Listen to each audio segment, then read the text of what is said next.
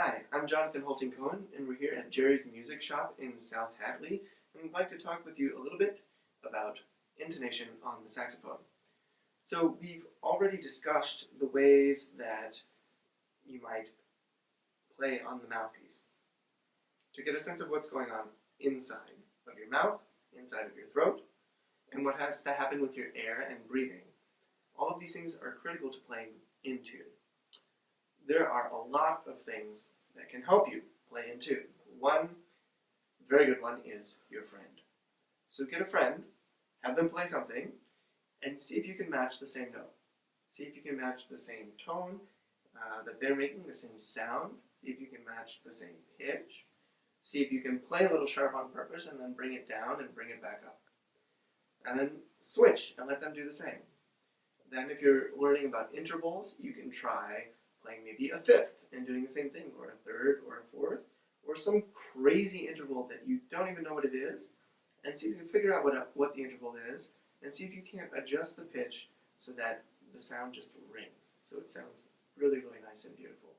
You'll be listening for beats and waves in the sounds, and see if you can get it to sound just pure.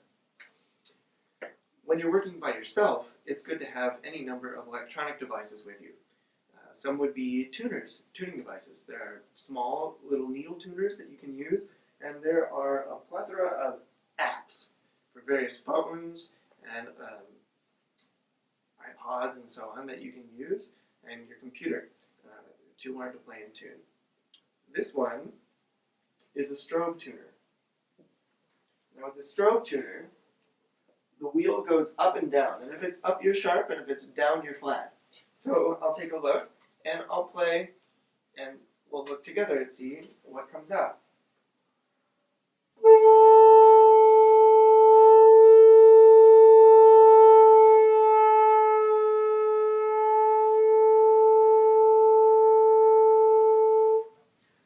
So whether you're using a strobe tuner or a needle tuner, you'll want to do that, make sure that you are tuning with it before you start playing with anyone else, or even before you start playing by yourself. You can also use aural pitch references, such as drones. There is a man named Richard A. Schwartz who created these tuning CDs that are 3-minute tracks that play a perfect fifth interval or some other chord and allow you to play perfectly in tune with it. So, for example, I'll put on an A. It's a good place to start when you start tuning. So this may not be the most pleasant sound in the world, but it may be the soundtrack to your life. So here we have an A and an E play. A lot of overtones, a lot of sound, rich place to start playing, and we'll start playing inside of it.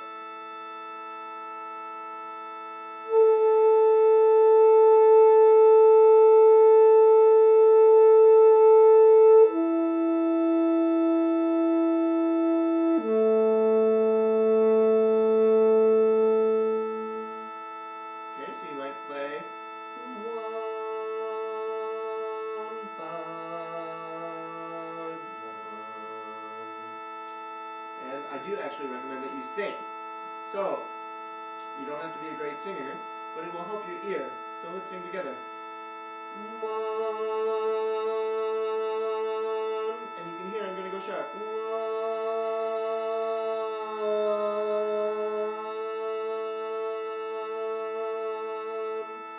5, 1. Okay?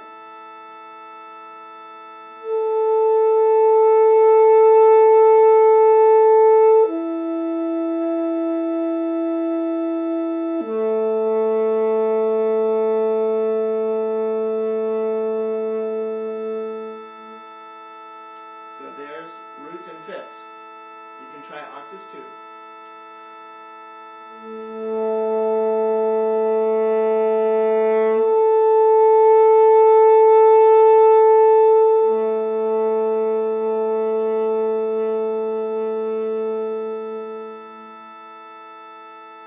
Now,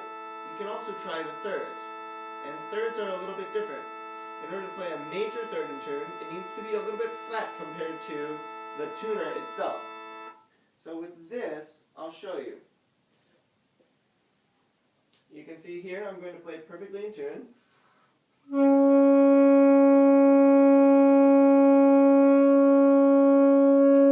And then I'm going to put it on here, and you'll see that it doesn't quite sound right.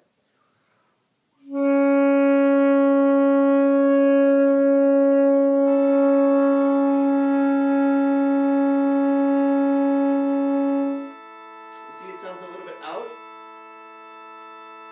So now I'll play perfectly in tune with the drone, and then we'll switch to this, and I'll show you the difference.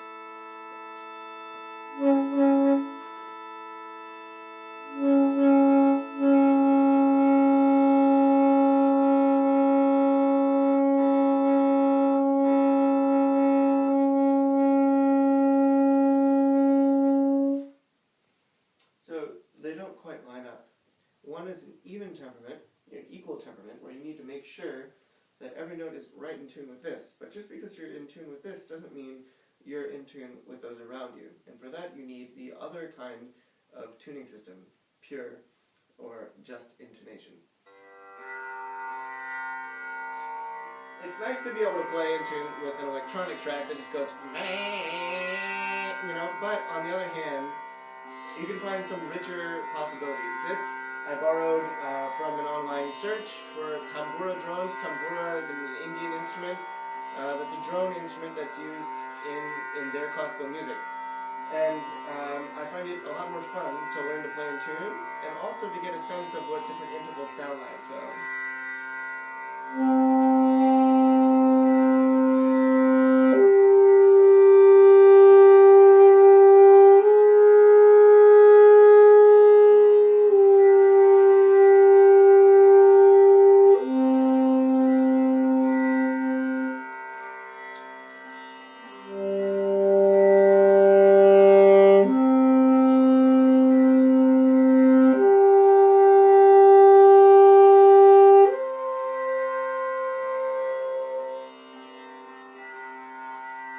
Now these things may or may not be perfectly in tune in a Western sense, and that's okay.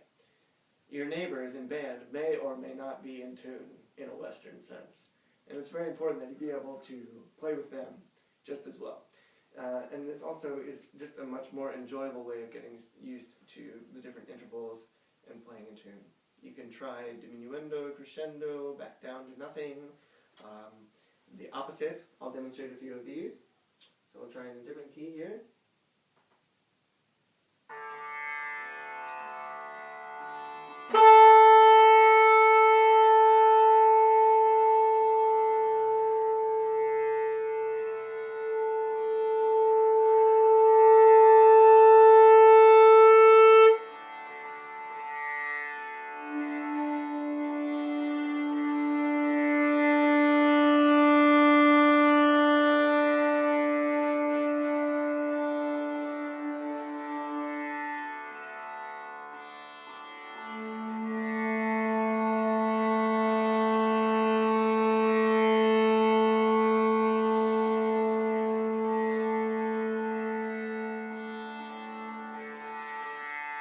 Experiment with playing a little bit sharp and a little bit flat. And what does that feel like? What does it sound like? And then how do you get it right there in the middle?